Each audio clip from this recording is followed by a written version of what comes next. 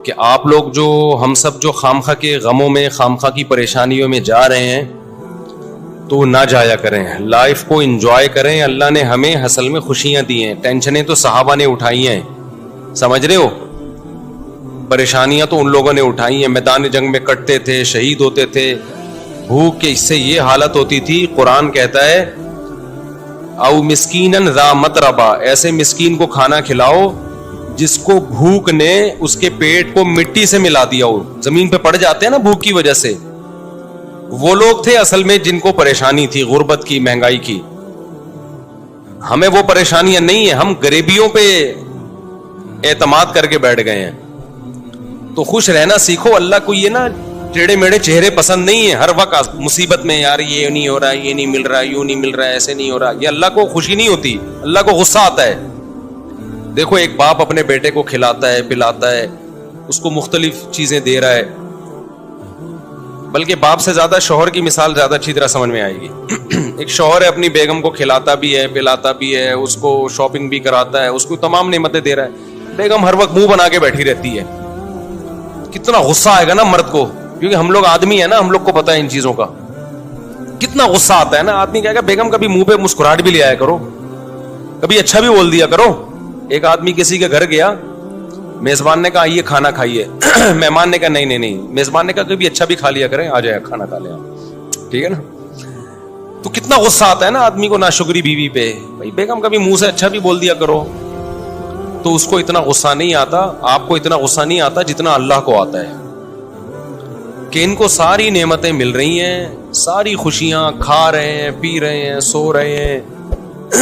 ان کو ٹینشن اس کی ہو رہی ہے میرا بچہ سٹی اسکول میں کیوں نہیں پڑھ رہا, بیکن ہاؤس میں کیوں نہیں پڑھ رہا, اور مجھے ذاتی گھر کیوں نہیں مل رہا. تو اللہ کو غصہ آتا ہے ان چیزوں پہ. تو اللہ کو خوش لوگ پسند ہیں, سمجھتے ہو. غمزدہ لوگ اللہ کو بالکل بھی پسند نہیں ہے. غم صرف ایک اٹھاؤ, آخرت کا. غم کون سا اٹھاؤ؟ آخرت. میں آپ کو بتاؤں, ہم نے اللہ والوں کو دیکھا ہے, ان کو جب کوئی دنیا کی مصیبت پہنچتی ہے نا تو ان کو غمزدہ ہوتے ہوئے شرم آ رہی ہوتی ہے. غمزدہ ہوتے ہوئے شرم آ رہی ہوتی ہے کہ اللہ کو کیا منہ دکھائیں گے. اللہ کہے گا اتنی خوشیاں تجھے دی ہیں. ہمارے حضرت مفتی رشید احمد صاحب رحمہ اللہ آخر عمر میں بیمار ہو گئے, تو جب کوئی ان کے پاس عیادت کے لیے جاتا نا تو ایک عالم آئے ان کی خدمت میں, عیادت کے لیے گئے اور کہنے لگے آپ کو دیکھ کے بڑی ٹینشن ہو رہی ہے. تو حضرت نے فرمایا مجھے تو ہو نہیں رہی, آپ کو پتہ نہیں کیوں ہو رہی ہے. انہوں نے فرمایا کہ میری عمر 70 سال سے زیادہ ہو گئی ہے, اب بھی بیمار نہیں ہوں گا تو کب ہوں گا بیمار بھائی. اب تو اس عمر میں تو زیادہ تر لوگ مر چکے ہوتے ہیں, ہم زندہ ہیں, اس پہ غنیمت ہے بھائی. تو ٹینشن نہیں لے رہے تھے. وہ کہہ رہے ہیں اب بھی نہیں بیمار ہوں گے تو کب ہوں گے بھائی, اب تو بیماری کی عمر ہے بھائی, اب تو جو ہے غریبی چل رہا ہے. پھر بھی مانتے نہیں تھے کہ میں بیمار ہوں. ٹھیک ہے نا, ان کو کہ مجھے شرم آتی ہے اپنے آپ کو بیمار کہتے ہوئے. بلکہ حضرت تو یہاں تک فرمایا کرتے تھے اگر بیمار ہو نا دوائیں چھپ کے کھایا کرو, دنیا کو نہ بتایا کرو میں بیمار ہوں, میں یہ ٹیبلٹ. آج کل دوائیں کھانا فیشن بن گیا ہے. جتنا بڑا آدمی ہوگا نا شوگر کی گولیاں کھا رہا ہوگا. یہ ایک فیشن ہے کہ سر جو ہے صبح یہ ٹیبلٹ لیتے ہیں, شام کو یہ ٹیبلٹ کھاتے ہیں. غریب آدمی ٹیبلٹ ویبلٹ بیچارہ وہ پاپے چائے میں ڈبو کے کھا رہا ہوتا ہے. یہ مالداروں کے مسائل ہیں کہ سر آپ کی شوگر کہاں پہنچ چکی ہے. ٹھیک ہے نا, مالدار. جس کو شوگر نہیں ہے غریب آدمی ہے, اس کو شوگر ہی نہیں ہے. یہ تو فیشن ہے نا. تو حضرت فرمایا کرتے تھے کہ بیمار بھی ہونا دوائیں چھپ کے کھایا کرو, لوگوں کے سامنے اپنی کمزوریوں کو اور بیماریوں کو شو مت کرو. سمجھتے ہو؟ کہا کہ صحیح ہے, بس ہم ٹھیک ہیں, بہترین ہیں. یہ کچھ زیادہ تقویٰ ہو جائے گا, آپ کھا لیں. ایسا نہ ہو شوگر ہو گئی, آپ چھپ کے کہیں جگہ نہیں مل رہی تو مر ہی گئے. اب جو دواؤں کا عادی ہو جاتا ہے وہ تو کیا چھپ کے کھائے گا, وہ تو کھلے عام کھاتا ہے. اچھا کچھ دوائیں نہیں ہیں, وہ کہلاتی ہیں دوائیں. جیسے ملٹی وٹامن گولیاں, یہ کوئی دوائیں نہیں ہیں. اگر یہ کوئی کھا رہا ہے تو یہ کوئی دواؤں کی فہرست میں یہ چیزیں نہیں آتی ہیں. تو لیکن جو بیماریاں ہیں نا, جس کو لوگوں نے بیماریاں سمجھ رکھے ہیں, ان کو بیماریاں سمجھ لیا ہے, تو کوشش یہی کرو بھائی ہم صحت مند ہیں, ہم سب ٹھیک. سب کیا چل رہا ہے؟ اوکے کی رپورٹ چل رہی ہے. جب کوئی پوچھا کرے کیا حالات ہیں, بولو سب اوکے کی رپورٹ ہے. رپورٹ کا لفظ میں اس لیے استعمال کرتا ہوں کہ رپورٹوں پہ لوگوں کو یقین ہوتا ہے. دیکھو آپ کسی سے پوچھ رہے ہیں کہ آپ کے جگر ٹھیک کام کر رہا ہے, لیور ٹھیک ہے, آپ کا کڈنی ٹھیک ہے, وہ کہے گا ہاں ٹھیک ہے. آپ کہیں گے رپورٹ ہے تمہارے پاس, لیب سے رپورٹ ہے؟ وہ کہے گا ہاں جی یہ رپورٹ ہے. تو رپورٹ دیکھ کے یقین آ جائے گا نا. تو صرف یہ نہیں بتایا کرو میں خیریت سے ہوں, آپ بولو میرے پاس خیریت کی باقاعدہ رپورٹ ہے. ٹھیک ہے. تو میں جب بھی کسی سے خیریت پوچھتا ہوں, میرے دوستوں کو پتا ہے کہ میں یہ نہیں پوچھتا آپ خیریت سے ہیں, میں کہتا ہوں سب اوکے کی رپورٹ ہے. وہ آگے سے جواب میں کہتے ہیں رپورٹ کیا ہے؟ اوکے کی. اس کا مطلب واقعی اوکے ہے, باقاعدہ رپورٹ ہے اس کے پاس. تو اللہ کا شکر ہے ہمارے پاس بھی رپورٹ کیا ہے؟ اوکے کی رپورٹ ہے. جب بھی کوئی مجھ سے, اور اللہ اوکے کی رپورٹ ہی رکھے بھائی, زیادہ شو بازیوں میں بھی نقصان ہوتا ہے. تو اللہ اوکے کی رپورٹ ہی رکھے, خوش ہی رکھے اللہ تعالی ہم سب کو. اچھا مجھے لوگ اپنا تانے دینا شروع کر دیے لوگوں نے. پہلے جب میں بیان کرتا تھا نا اوکے کی رپورٹ ہے, 4 شادیاں 3 شادیاں, لوگ ایسے سنتے تھے ماشاءاللہ کتنا اچھا بیان. اب پتہ ہے کیا ہے, ابے اوکے کی رپورٹ تو ہوگی نا جب ریوو میں گھوم رہے ہیں. ہاں جب پیسہ آ رہا ہے تو رپورٹیں کیا ہوں گی؟ اوکے کی ہوں گی نا. یہ جو کھلکھلا رہے ہیں ممبر پہ, یہ اس کے پیچھے کیا ہے؟ پیسہ ہے. تو میں کہتا ہوں کہ ہم تو اللہ کا شکر ہے خوشی ہیں الحمدللہ, ہمیشہ سے اللہ نے خوشی رکھا ہے. ہماری ضرورتیں اتنی محدود ہیں اور اللہ خوشی رکھے ہمیں. لیکن لوگ نا کسی حال میں الحمدللہ خوش نہیں ہیں. ان کو یہ ہے کہ پہلے پھٹ پٹی پہ گھوم رہے تھے اس کی ٹینشن, اب ریوو میں گھوم رہے ہیں تو اس کی بھی ٹینشن یہ لوگ لے رہے ہیں. تو یہ آپ کی ٹینشنیں ہیں, آپ جتنی چاہو بڑھا لو. ہم جب کسی کو ریوو میں گھومتا ہوا دیکھتے تھے, ہم اپنی پھٹ پٹی پہ گھومتے تھے, اس وقت بھی ہمیں ٹینشن نہیں ہوتی تھی, سمجھ رہے ہیں نا. اور جب ہم ریوو میں آ رہے ہیں تو بھی ہمیں ٹینشن نہیں ہو رہی. آپ کو پہلے بھی ٹینشن تھی کہ مفتی صاحب پھٹ پٹی میں گھومتے ہیں اور باتیں 4 شادیوں کی کرتے ہیں. میری پھٹ پٹی بائک دیکھی آپ لوگوں نے؟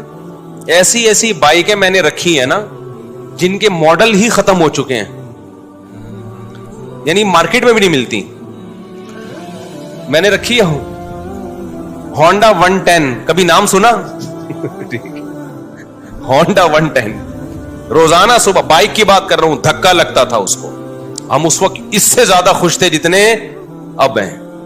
میرا جو بچپن سے میرے ساتھ ہے نا وہ مجھے زیادہ جانتے ہیں, وہ مجھے بہت اچھی طرح جانتے ہیں. ہمیشہ میری باتیں کروڑوں کی رہی ہیں اور دکان میرے پاس پکوڑوں کی رہی ہے.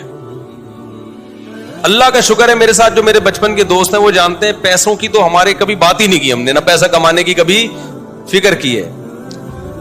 تو پھر ہم نے گاڑی جب میں نے خریدی نا FX, پرانا ماڈل جس کی چھت پچکی ہوئی تھی, 40,000 قسطوں پہ میں نے گاڑی لی تھی. 40,000 قسطوں پہ, 3,000 منتھلی قسط تھی. لوگ کہتے تھے اتنی سستی قسطوں پہ کہاں سے مل گئی. جب گاڑی دیکھ کے کہتے تھے مفتی صاحب کسی نے آپ کو چونا لگا دیا ہے, یعنی اس پہ بھی مہنگی ہے. اسی میں ہم رشتے لینے جا رہے ہوتے تھے تیسری شادی کے. اس کو کہتے ہیں دکان پکوڑوں کی اور باتیں کرو, خوشی خوشی جاتے تھے, خوشی خوشی. اسی گاڑی کو دیکھ کے رشتے ریجیکٹ بھی ہوتے تھے. ٹھیک ہے نا. پھر بھی ہم اب سے زیادہ خوش تھے الحمدللہ. اب سے جتنے اب خوش ہیں اس سے زیادہ خوش تھے. تو نہ ہم FX میں ہم پریشان تھے. میں تو اس پہ خوش ہو رہا تھا یار ہماری اوقات تو FX کی بھی نہیں ہے. 40,000 قسطوں پہ منتھلی تھی. وہ خریدی کیوں میں نے, میرے پاس سہراب موٹر سائیکل تھی. سہراب کا نام سنا ہے؟ اچھا اصل میں میرے پاس تھی GTO 125. میرے والد صاحب کا جب انتقال ہوا نا, پیسے ملے, ہم نے کہا اب گاڑی ہلکی نہیں رکھے. ہمارے شوق ہمیشہ سے بادشاہوں والے رہے ہیں. اس وقت کراچی میں GTO 125 کاواساکی سے بہتر کوئی بائک نہیں ہوتی تھی. جو کراچی کے لوگ ہیں وہ جانتے ہیں, سب سے لگژری بائک یہی تھی. تو میں نے وہ خریدی تھی اور اس کو میں نے 20,000 کلومیٹر تک چلایا ہوگا کم از کم, کیونکہ 70 کلومیٹر تو جامعہ الرشید آنے جانے کی ڈرائیو تھی میری نیول کالونی سے. ایسی لگژری بائک ہم نے رکھی ہوئی تھی. پیسہ بچاتے نہیں تھے ہم, اس کی ٹنکی میں ہی جو بھرنے میں پیسہ لگتا تھا. تو ہم نے ہمیشہ سے سوچا کیا ہے, اوپر ہی کا سوچا ہے. جس کو بچانے کی فکر ہوتی ہے نا, وہ مالدار بننے کا شوق ہوتا ہے, وہ ٹینشن لیتا ہے. ہمیں مالدار بننے کا شوق شروع سے الحمدللہ تھا ہی نہیں. ہم نے کہا جو ہے یار انجوائے کرو لائف کو, بیویاں بھی رکھو, بائکیں بھی رکھو, ٹھیک ہے نا, اور کھاؤ بھی اچھا. 3 چیزیں ہمیشہ سے خاندانی رکھنے کی کوشش کی ہے میں نے. ایک شادی پہ خرچ کرو, دوسرا خوراک ہمیشہ ٹائٹ ہے میری, ایسی خاندانی خوراک ہمیں. بھائی زبان کی لذت جو ہے اس کا کوئی آلٹرنیٹ نہیں ہے, خوراک پہ کمپرومائز ہی نہیں کیا, ہمیشہ اچھا کھایا الحمدللہ. میں کھاتا تھا نا مدرسے میں, تو طلبہ سمجھتے تھے بڑا ہی لینڈ لارڈ ہے, کوئی قرضے مانگ رہے ہوتے تھے مجھ سے, قرضے. اور جس وقت جس چیز کا دل چاہا کھا لیا, جتنے پیسے ہیں نا کھا لو بس, ٹھیک ہے, بچانے کے کیا کرنا ہے یار. تو ہم نے بائک رکھی ہوئی تھی, جب میں پیٹرول ڈالتا تھا اس میں ٹینکی بھرنے میں ٹائم لگتا تھا, لوگ دیتے پتہ نہیں کون لینڈ لارڈ ہے یہ, حالانکہ بس وہ پیٹرول ہی کے ٹوٹل پیسے ہیں, اب ختم. بچایا کچھ نہیں, کیونکہ ہمیں مالدار بننے کا بالکل بھی شوق نہیں تھا. اسی طرح پھر کیا ہوا ہے کہ جب وہ ابا کی وراثت ملی, ہم نے جی ٹی او 125 خریدی اور پیسے کاروبار میں لگا دیے کہ چلو جی منتھلی ارننگ ہوگی. وہ میں نے واقعہ کئی بار سنایا ہے, سارے پیسے کاروبار میں ڈوب گئے. لوگ الحمدللہ جس جس کو دیتا گیا وہ لے کے بھاگتے رہے الحمدللہ. اس کے پھر مجھے نتیجہ یہ نکلا کہ پراٹھے میں چھوڑ نہیں سکتا تھا, تو بائک مجھے بیچنی پڑ گئی. سمجھ میں آ رہی ہے بات؟ اب خوراک میں اور بائک میں جب ٹکراؤ ہوگا تو بائک کو قربان کر دو, خوراک کو قربان مت کرو. اچھا بچے بھی تھے گھر میں, ان کے بھی خرچے تھے. بائک بیچ کے پھر ہم نے سستی بائک خریدی سہراب, اب پتہ نہیں آتی, اتوار بازار نہیں ویسے پرانی. اب جب ہم نے سستی بائک خریدی اس کو لے کے ہم بھی گھومتے تھے, ہمارے دوست احباب بھی, مفتی صاحب بائک چاہیے تھوڑی دیر کے لیے, مل جائے گی, لے جا بھائی تو سستی بائک ہے, جو چاہے لے جائے اس کو. وہ کیا ہوا, اس کا لاک ہی نہیں تھا, اتنی سستی تھی, تو وہ بھی چوری ہو گئی اللہ کے فضل سے. ایک دن مسجد میں کوئی نمازی بھائی آئے, انہوں نے دیکھا کہ یہ لاوارث بائک ہے اور اگنیشن اس کا لاک ہی نہیں ہوتا, تو وہ لے گئے اللہ کے فضل سے. نماز انہوں نے پڑھی, انہوں نے کہا اگلی نماز میں یہ گناہ معاف ہو جائے گا. میں جب آیا تو بائک ہی نہیں ہے. اب میں نے کہا یار اب میں گاڑی خریدوں گا. دکان پکوڑوں کی باتیں کون سی, یہ میں واقعات آپ کو موٹیویٹ کرنے کے لیے سنا رہا ہوں. اور جو لوگ مجھ پہ تانے کرتے ہیں نا, اب ریوو ویجی میں گھوم رہا ہے تو باتیں تو کرے گا ایسی, تو یہ موٹیویٹ کر رہا ہوں میں. ہر آدمی کا اپنا اسٹائل ہوتا ہے نا موٹیویٹ کرنے کا. تو میں نے کہا اب سہراب چلی گئی ہے, اب ہم کیا لیں گے, گاڑی ہی لیں گے. 4 پہیوں پہ آئیں گے بھائی, بائکیں بہت ہو گئی. 4 پہیوں پہ آئیں کہاں سے, 25,000 کی سہراب خریدی تھی, وہ بھی چوری ہو گئی. تو اب ہم کیا کریں گے بھائی. پھر ہم نے کیا کیا, میں نے کہا کہ ایک دوست سے, بھائی یہ جو اشارہ کر رہے ہیں بیٹھ جائیں نا, جو کھڑے نہ ہو. تو میں نے کیا کیا, میں نے کہا کہ اب میں گاڑی خریدوں گا. گاڑی کہیں مل نہیں رہی تھی, تو پھر ایک شاگرد کے پاس سے 40,000 قسطوں پہ مل گئی گاڑی ایف ایکس. چاروں ٹائر اس کے پنچر تھے, چھت اس کی نیچے پچکی ہوئی تھی. ہم وہ جنازہ اٹھا کے لے آئے گھر میں. تو اب میں مسجد کا امام ہوں, تو بہت سارے مریدین نے مل کے نا ٹھک ٹھک ٹھک اس کو بنانا شروع کر دیا. پیسے نہیں لگائے, یوں کیا, چھت اوپر ہو گئی اس کی. ایف ایکس میں یہ بڑی بات ہے کہ ڈینٹنگ پینٹنگ کا زیادہ, ہاتھ سے ہی ڈینٹنگ پینٹنگ کا کام ہو جاتا ہے اس میں. تو بہرحال ہمیں اس کی خوشی تھی کہ گاڑی آ گئی ہمارے پاس, رشتے مانگنے میں آسانی ہو گئی ہمیں. تو اس پہ تھوڑے تھوڑے تھوڑے تھوڑے تھوڑے تھوڑے پیسے لگا کے میں نے کیا کیا, بالآخر اب میں نے کہا یہ بہت بہت کام نکال رہی تھی وہ. میں نے کہا جیسے کسی نے مجھے پہنائی ہے تو اب یہ کسی اور کو پہنا دو آپ. یہی حل ہوتا ہے پرانی چیزوں کا. بیوی کے علاوہ جتنی بھی پرانی چیزیں آپ اب کیا کر دو, دوسرے کو پہنا دو. میں نے کہا بہت تھک گیا ہوں اس پہ, سارے پیسے اسی میں لگ رہے تھے. تو ہم اتوار بازار گئے, وہ 80,000 میں پہنا دی ہم نے. اتنا اس پہ تھوڑا تھوڑا کر کے لگ چکا تھا کہ مجھے اس کے 80,000 مل گئے. بڑی بات تھی اس زمانے میں 80,000. برکت دیکھو نا کیسی ہوتی ہے. ہم نے کیا کیا, اب آپ کی طرح یہ نہیں کہ بچوں کو سٹی اور بیکن ہاؤس میں پڑھانا ہے یا بچے روکنے, ہم نے پیدا ہی نہیں ہونے دینا. اس وقت بچے تھے چھوٹے, ابھی ان کی تعلیم کا خرچہ نہیں تھا, بہت چھوٹے بچے تھے میرے. اس میں خوراک پوری ہو رہی تھی ان کی. جب بھائی جب بڑے ہوں گے, اسکول کا ٹائم آئے گا, اس وقت سوچیں گے. یہ ابھی تھوڑی سوچنے کی چیزیں ہیں. ہم خود بھی تو کسی کے بچے ہیں نا. ابھی میں اپنے والد صاحب کے بچوں کا سوچ رہا تھا, یعنی میں اپنا. تو ہوا یہ کہ ہم نے وہ خرید لی, آپ کی اللہ بھلا کرے, شیراڈ لے لی میں نے, 1.5 لاکھ کی ملی. 80 کیش دیے اور 5,000 قسطیں. وہ محلے میں کہیں سے ملی. ہم آ گئے کس پہ, شیراڈ پہ. تو شیراڈ میں گھوم رہے ہیں بھائی, اس پہ خوش ہو رہے ہیں. یار ہماری اوقات تو سہراب کی بھی نہیں تھی, اللہ نے کیا دلا دی, शुगर की तौफीक मिल रही थी ना, मुझे शुगर की तौफीक मिल रही थी। लोग, मैं कहते यार मेरी औकात तो नहीं है, हम तो मौलवी लोग हैं, हमारी तनख्वाहें देखो, जज्बे देखो हमारे, तो ये गाड़ी मिल, मैं तो उस पर वाकई बहुत खुश होता था।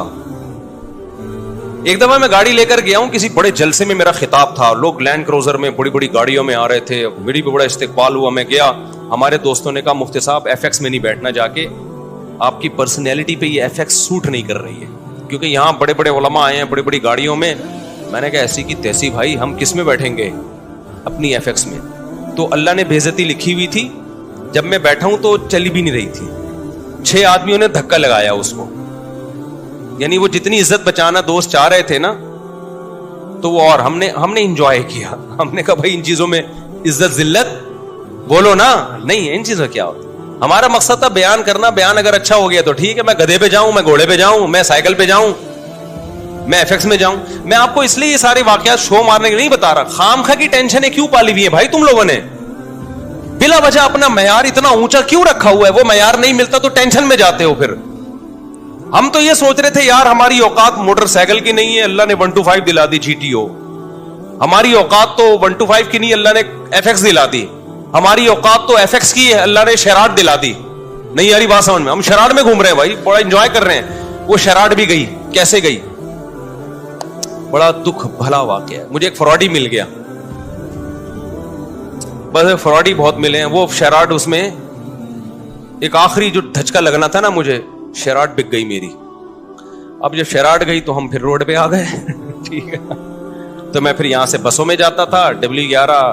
अब मैं उस वक्त मशहूर हो चुका था, तो मुझे W11 में लोग पहचानने लगे थे, मुफ्ती साहब आप बस में, 2 मिनट की चुरंगी है ना यहाँ पे, मुझे अच्छी तरह याद है। मैं आ रहा था वहां उतरने, यार आप बस में, तो मैं कह रहा भाई मेरे बस में ही जाना रह गया है अभी, इसके अलावा मेरे बस में है नहीं। तो मैं खुश था उस पे, और अल्लाह की कसम खुश था, ऊपर से नहीं कि मैं वो कर रहा हूं, मैं बहुत खुश था अल्हम्दुलिल्लाह कि यार मेरी जरूरत तो इसकी भी नहीं है, अल्लाह मुझे बस का किराया तो है ना, वरना बहुत से लोग तो बस का किराया नहीं होता। जज्बे उसी तरह, रिश्ते नहीं, गिलगित जा रहा हूं रिश्तों के लिए। लोग कह रहे हैं आपके पास है क्या, भाई मेरी टोटल मेरी ये अर्निंग है मंथली, इसमें अल्लाह का शुक्र है गुजारा अच्छा हो रहा है, तो आपकी बच्ची का भी गुजारा हो जाएगा। उन्होंने कहा नहीं होगा। हमने कहा जाओ, नहीं होगा तो बाढ़ पे जाओ, ठीक है ना, किसी के सामने भीख थोड़ी मांगनी है, ऐसी की तैसी। अच्छा खैर, फिर मिल भी जाते हैं रिश्ते। तो उसी गुर्बत में हमारी तीसरी भी हो गई अल्हम्दुलिल्लाह। कितनी हो गई? तीसरी। अच्छा भाई, तो हमें इसकी भी खुशी कि औकात हमारी एक की भी नहीं है, और शादियां कितनी हो गई, हो जाती हैं ये, मैं आपकी भी हो जाएंगी, और अच्छे अच्छे लोग मिल गए मुझे। लेकिन मैं जैसे जैसे देख रहा था कि मेरी शादियां हो रही हैं, बच्चे पैदा हो रहे हैं, मेरी सोर्स ऑफ इनकम ऑटोमेटिकली बढ़ रही है। ऐसे ऐसे जराए से रिस्क मिल रहा है जहां से तसव्वुर भी नहीं था, ऐसे ऐसे जराए से रिस्क मिल रहा है जहां से तसव्वुर भी नहीं है। अब मैं उनको वाकया सुनाऊं, आपके होश उड़ जाएंगे। कैसे कैसे जराए से जरूरतें पूरी हो रही हैं, स्टॉक कुछ भी नहीं हो रहा, एक धेला भी जमा नहीं हो रहा है, लेकिन मुझे फिक्र नहीं है कि कल कहां से खाऊंगा, कल कहां से, अगले महीने। भाई जब अब तक अल्लाह ने रखा हुआ है ना, तो आगे भी हो जाएगा।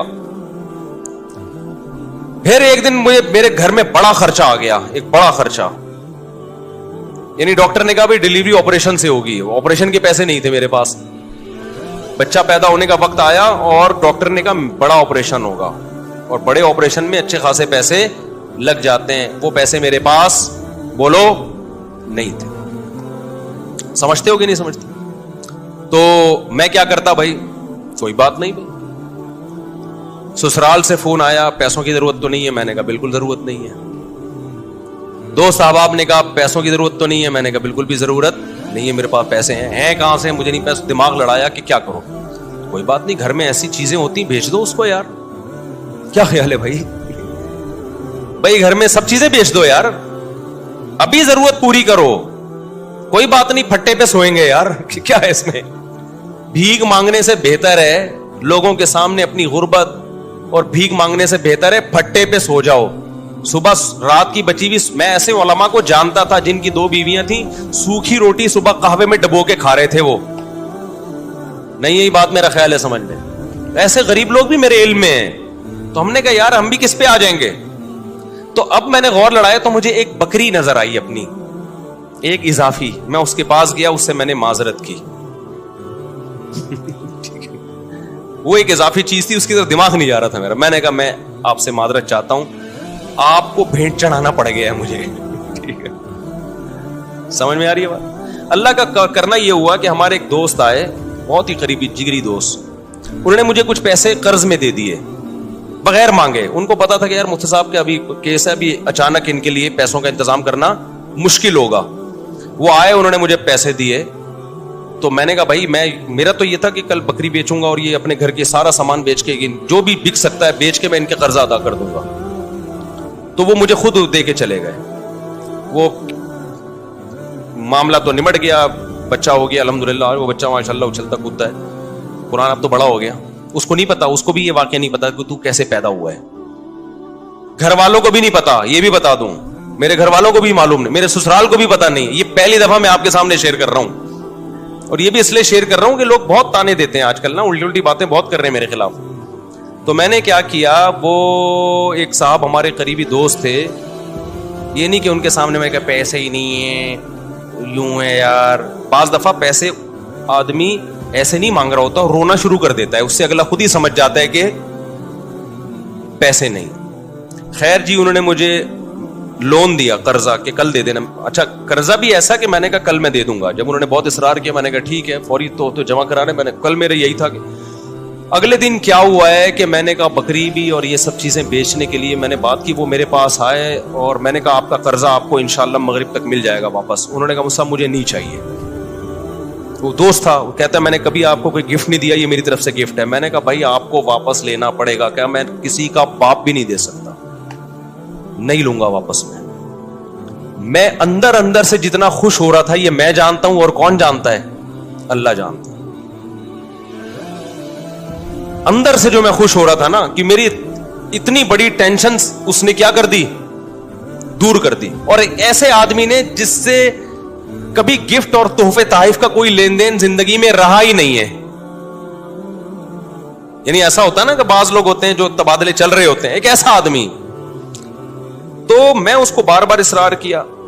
اب کیا ہوا ہے کہ میرا دل تو چاہا کہ میں بے تحاشا شکر ادا کروں اس کا, لیکن میں نے شکر بھی زیادہ ادا نہیں کیا. پوچھو کیوں؟ اگر میں اپنی خوشی کا اظہار کرتا نا اس کے سامنے کہ میں بہت خوش ہوں, اس کے ذہن میں یہ بات آتی کہ یہ بیچارہ بہت غریب ہے تبھی اتنا خوش ہو رہا ہے, ورنہ اتنی رقم پہ کوئی اتنا زیادہ خوش بولتے کیوں نہیں ہے. میں سمجھا پا رہا ہوں اپنی بات. نارملی شکریہ ادا کیا میں نے, دعائیں بہت کی پھر اس کے لیے, اللہ سے گڑ گڑا دی کہ اللہ اس نے میری اتنی بڑی ٹینشن دور کر دی, تو اس کے مال میں برکت دے, اس کے رزق میں برکت دے. اس کو کیا پتا کہ اس نے میرے ساتھ کیا ہے.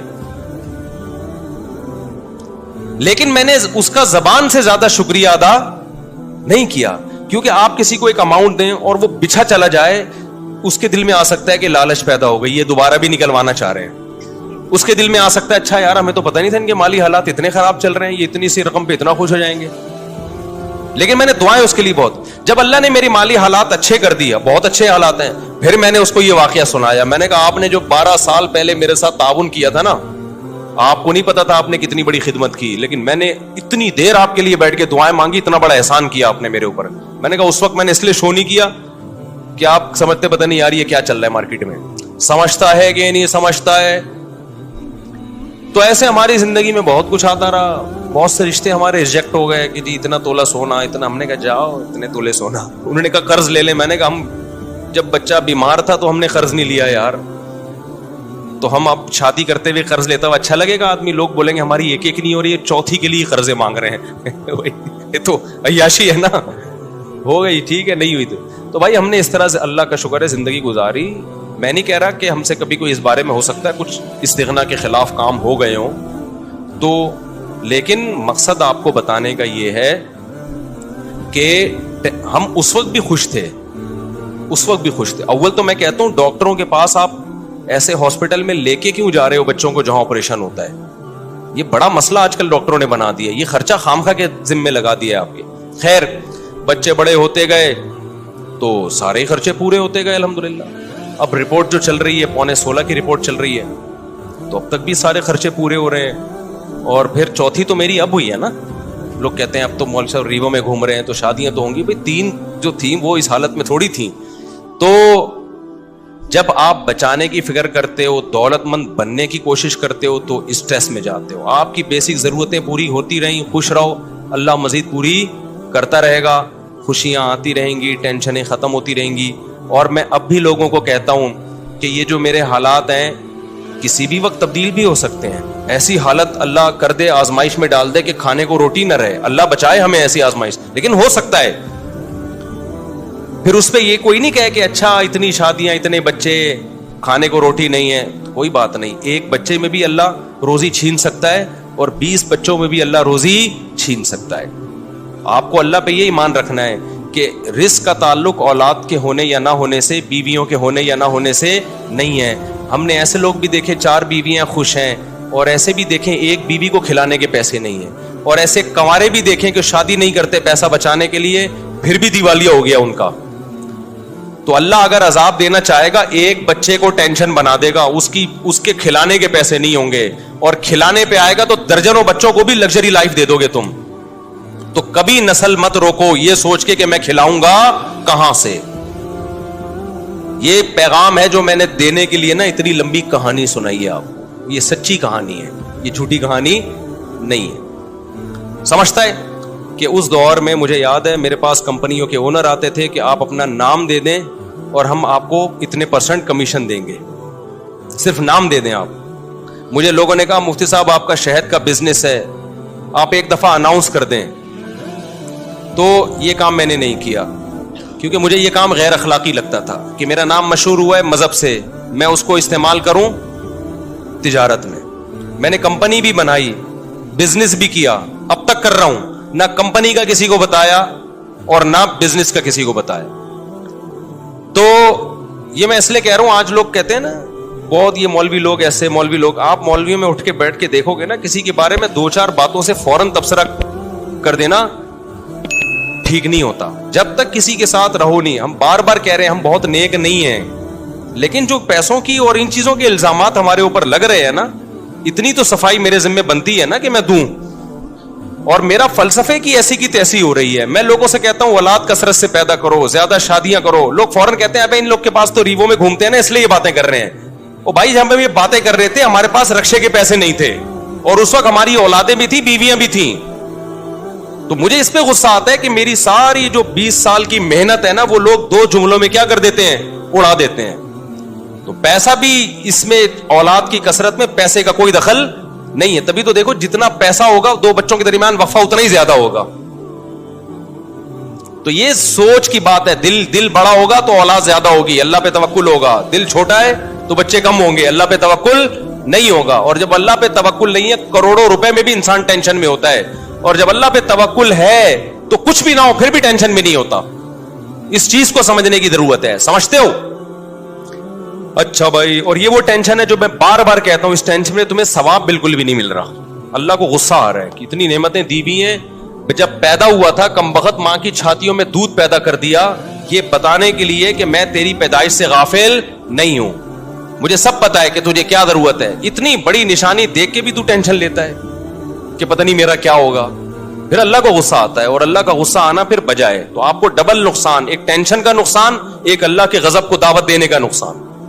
اس لیے خوش رہا کرو, ٹینشن صرف ایک ہی پالو, آخرت میں بنے گا کیا. صحیح ہے نا. اچھا, اس مضمون کو میں مکمل کرنے کے لیے کہہ دوں, بعض دفعہ طبعی طور پر کسی چھوٹے سے حادثے پہ ٹینشن ہوتی ہے. دیکھو ٹینشن کی 2 قسمیں ہیں, ایک عقلی اور ایک طبعی. اس کو سمجھنے کی ضرورت ہے. آپ کہہ سکتے ہو کسی بزرگ کو کوئی چھوٹی سی پریشانی آئی, وہ پریشان ہو گئے. آپ کو ہم نے تو سنا ہے کہ بزرگوں کو تو پریشانی نہیں ہوتی, وہ تو آخرت ہی کی پریشانی لیتے ہیں, دنیا کی نہیں ہوتی. دیکھو وقتی اور عارضی طور پر انسان کو غم ہوتا ہے, اس کو کہتے ہیں طبعی غم. یہ انسان کے بس میں نہیں ہے. مثال کے طور پر آپ کے 6 بچے ہیں, ایک مر جائے تو غم تو ہوگا نا. اب اصولی طور پر تو آپ کو خوش ہونا چاہیے کہ 5 بچے ہوئے ہیں نا, ابھی بھی میں بے اولاد تو نہیں ہوں, اللہ نے اولادیں دی ہیں مجھے. لیکن وقتی طور پر غم ہوتا ہے, یہ طبعی غم ہوتا ہے, یہ برا نہیں ہے, یہ ہر انسان کو ہوتا ہے. برا غم وہ ہے جو عقل سے ہو. دنیا داروں کو جو آج غم ہو رہے ہیں نا, وہ یہ سمجھتے ہیں ہم اس غم میں برحق ہیں, یہ غم ہونا چاہیے. یعنی ان کی عقل کہہ رہی ہوتی تم ٹھیک غم زدہ ہونا چاہیے، یہ غلط ہے. عقل کہے کہ یہ غم بنتا نہیں ہے، اور طبیعت کہے بھائی میں مجبور ہوں اس لیے ہو رہا ہے، تو وہ تھوڑے بہت جلدی غم پہ قابو پا لیتا ہے انسان. ایک مثال سے بات سمجھاتا ہوں. دیکھو آپ کو ڈیفنس میں 2000 گز کا بنگلہ تھا، آپ کا لگژری لائف تھی، وہ بنگلہ چھن گیا، آپ 1000 گز کے بنگلے پر آ گئے. اصولی طور پر تو اب بھی خوش ہونا چاہیے نا یار، 1000 گز کا بھی تو کم نہیں ہے. لیکن دیندار آدمی کو بھی 1-2 دن کے لیے، 2-4 دن کے لیے وقتی طور پہ ٹینشن ہوگی. وہ ٹینشن اس کی ہوگی، وہ لگژری لائف میں تھوڑی سی کیا آ گئی ہے کمی، تو ظاہر ہے جب عادت چینج ہوتی ہے تھوڑا سا غم تو ہوتا ہے. لیکن عقل کہے گی بھائی غم کرنے کا ہے نہیں، تجھے ابھی بھی تو بہت سو سے اچھا ہے نا تو. وہ عقل کیا کرے گی، اس طبعی غم پہ قابو پا لے گی، 2-4 دن 6 دن میں ریلیکس ہو جائے گا.